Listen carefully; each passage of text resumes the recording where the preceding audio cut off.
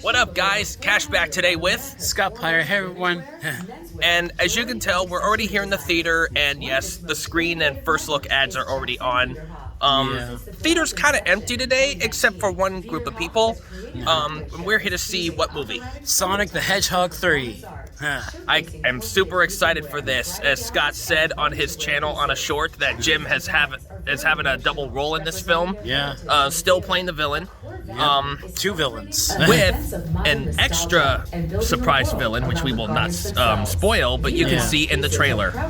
So we will get back to you guys with the review after the movie's over. See you then. Guys, Cashback today with Scottiplier, hey everyone.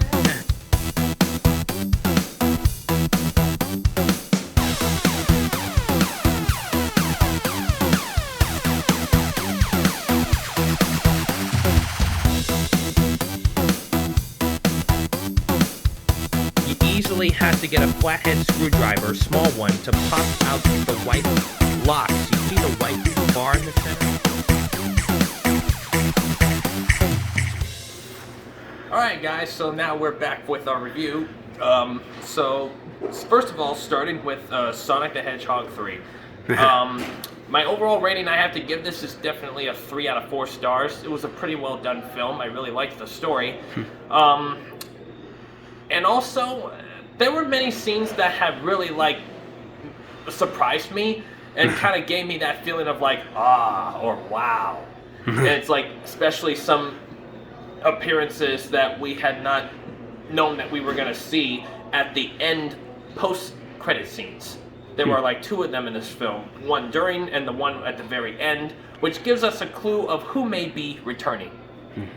But anyways, I really liked the story. I think that Jim Carrey did a great job of portraying 2 different roles in this film. His current young self and his playing his future grandpa kind of self.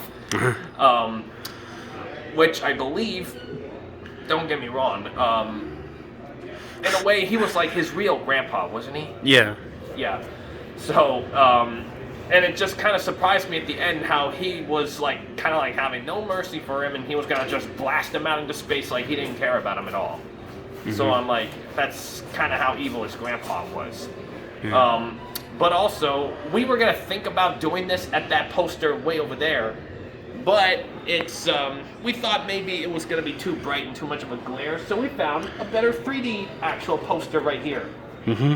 And seeing this guy for the first time on the screen, Shadow, he was I kind of describe him as a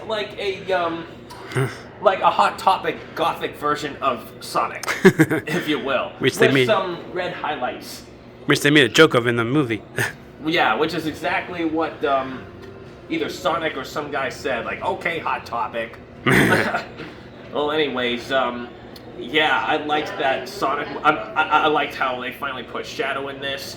It's the character from the Sonic world that I've been really dying to see since after the end of the second film from a couple of years ago.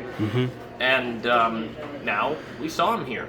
Yeah. And I like how this also is not completely earthbound to their location the last kind of 2 stories were, or in a big major city. I like how it traveled across the other side of the world all the way to Europe and London. In So, Japan. it was nice to see the Big Ben clock towers, nice to see the London Bridge. I forget what bridge name that was, but there's a name to it. But anyway, maybe it was in Bloomsbury or something like that.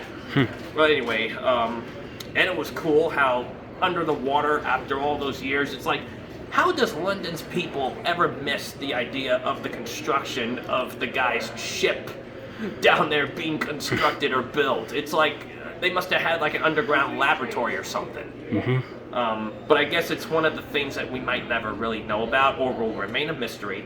But I liked the soundtrack they did in this film too, especially the dance kind of song that the Jim Carreys both did in the laser room scene, because their lasers couldn't penetrate their material of suits, so they could just walk or dance right through it. And I'm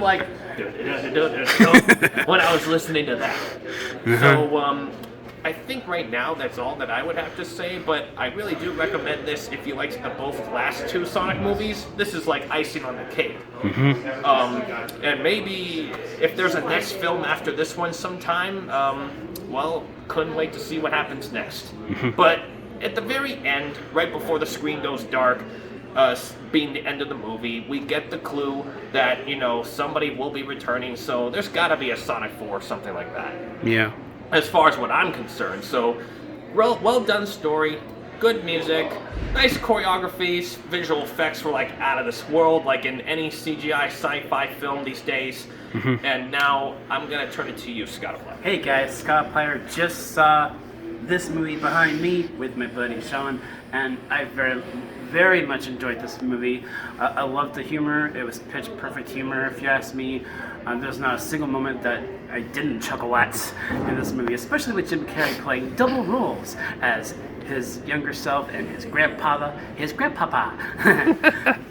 And of course, one actor in this movie that I knew from the Marvel Netflix shows, Kristen Ritter. She played this kind of government official. I thought she was okay in her role, and I think also like the story with the Shadow character was rather touching in certain parts, and I really liked that arc for him, especially with Sonic and how they kind of related to each other in a way that their stories are kind of parallel but in different ways, and I thought that was really interesting. And I love the story, I love the humor, the choreography, the action sequences. Mwah, mwah. And yeah, I don't really have too many flaws with this movie. It was a great film, and I love the music. So yeah, if I had to give this a grade, I'd definitely give it, I'd say about an A-. I think that'd be my grade. So those are all my thoughts. Back to my friend Sean. So, yeah. Oh, sorry, Shadow. Yeah, you look pretty upset that I did that. Anyways, so yeah, you were talking about both Jim Carrey's, so apparently they're up there. I mean, don't they look pretty dorky? Way over there is Knuckles, and way over there is Tails, and there's Sonic. Yeah. So you get the whole picture in one huge great poster. Especially his motorcycle. I have to admit, Shadow's cycle was kind of kick-ass looking. Yeah. Kind of a reference to Keanu Reeves driving a motorcycle in the John Wick movies. Exactly. Maybe that's what Keanu wanted to kind of like put in there as like a similar Easter egg or reference. And by the way, if I didn't know that was Keanu Reeves, I would have guessed Hayden Christensen. Yeah. Because it's kind of almost sounded a little like him. Yeah.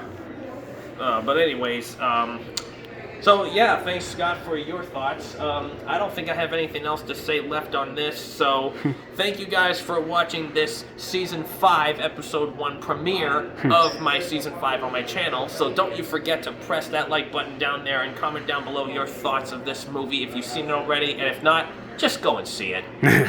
But anyways, I'll also be doing pretty soon a couple more live streams, but that'll be...